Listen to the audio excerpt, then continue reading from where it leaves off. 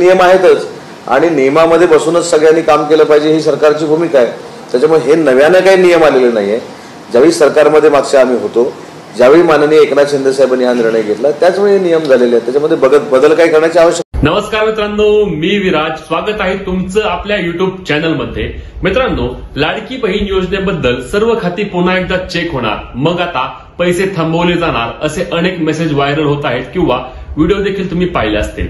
आणि त्यामुळे अनेक महिलांमध्ये भीतीचं वातावरण निर्माण झालंय की आता आमचे पैसे बंद होणार का, किंवा सरकारने नवीन अटी टाकल्या आहेत, किंवा आता सरकार पुन्हा एकदा या सर्वांची छाननी करणार, मग आमचे पैसे वसूल केले जाणार का, किंवा आमचे पैसे बंद होणार का, असे अनेक शंका महिलांच्या मनात येत आहे. आणि यामुळे महिलांमध्ये संभ्रमाचे वातावरण पाहायला मिळत आहे. तर याबद्दल सत्य परिस्थिती काय आहे, खरंच लाडकी बहीण योजनेचे पैसे हे बंद होणार का, किंवा खात्यांची तपासणी होणार, म्हणजे नक्की कोणती खाती तपासली जाणार, किंवा याबद्दलची सविस्तर माहिती या व्हिडिओमध्ये दिली आहे. त्यामुळे व्हिडिओ शेवटपर्यंत पहा आणि अशाच प्रकारच्या महत्त्वाच्या माहिती अपडेटसाठी आपल्या चॅनलला सबस्क्राईब करायला विसरू. तर मित्रांनो, लाडकी बहीण योजनेबद्दल खाते पुन्हा एकदा तपासले जाणार असल्याची दाट शक्यता आता निर्माण झाली आहे. कारण अनेक खात्यांमधून असे लक्षात आले आहे की एका कुटुंबामध्ये 2 पेक्षा जास्त व्यक्ती या योजनेचा लाभ घेत आहेत, किंवा एका रेशनिंग कार्डवर देखील 1हून अधिक व्यक्ती लाडकी बहीण योजनेचा लाभ घेत आहेत. त्याचबरोबर ITR म्हणजेच की इन्कम टॅक्स भरणाऱ्या महिला देखील लाडकी बहीण योजनेसाठी त्यांनी अर्ज केला आहे.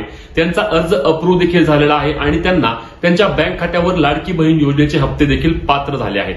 म्हणजेच की याचा अर्थ काय होतो की ज्या महिला या योजनेचा लाभ घेण्यासाठी पात्र नाहीत अशा देखील महिलांनी योजनेसाठी त्यांचा अर्ज केला आहे आणि त्यांनी लाभ देखील घेतला आहे.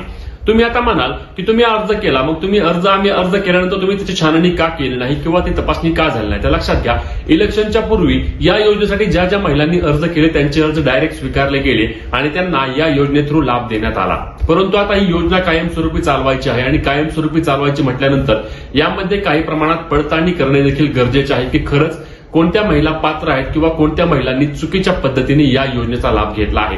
ज्यामध्येच निराधार योजना, संजय गांधी निराधार योजना, ज्या योजनेमध्ये महिला महिन्याला पैसे घेतात त्या योजनेच्या देखील महिलांनी लाडकी बहीण योजनेसाठी अर्ज भरला आणि त्यांचे देखील अर्ज अप्रूव्ह झाले आणि त्यांच्या बँक खात्यामध्ये देखील पैसे जमा झाले. त्याचसोबत ज्या महिला स्वतः गव्हर्नमेंट सर्व्हंट म्हणजे सरकारी नोकरदार आहेत अशा देखील महिलांनी या योजनेसाठी अर्ज केला, त्यांचे देखील अर्ज स्वीकारले गेले आणि त्यांनी देखील या योजनेअंतर्गत ठराविक निधीचा लाभ घेतला.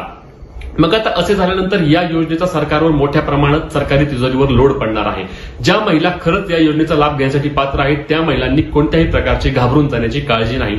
तुमचे उत्पन्न, तुमच्या कुटुंबाचे उत्पन्न 2.5 लाखांपेक्षा कमी असेल, तसेच तुमच्या कुटुंबामध्ये कोणतीही व्यक्ती आयकर म्हणजेच की तुमच्या कुटुंबातील कोणतीही व्यक्ती टॅक्स भरणारी नसेल, किंवा तुमच्या कुटुंबामध्ये कोणीही सरकारी नोकरीच नसेल, किंवा तुमच्या कुटुंबाचे वार्षिक उत्पन्न म्हणजेच की तुमच्यामध्ये एखादी व्यक्ती, तुमचा मुलगा असेल किंवा तुमचा भाऊ असेल, तो चांगल्या प्रकारच्या प्रकाराला म्हणजेच की त्याच्यावर टॅक्स भरतोय किंवा त्याला 7, 8, 10 लाखापर्यंत पॅकेज आहे, तर अशी देखील व्यक्ती योजनेचा लाभ घेण्यासाठी पात्र नाही. तसेच तुमच्या कुटुंबामध्ये ट्रॅक्टर सोडून इतर कोणतेही 4 व्हीलर वाहन असल्यास तुम्ही देखील या योजनेचा लाभ घेण्यासाठी पात्र नाही.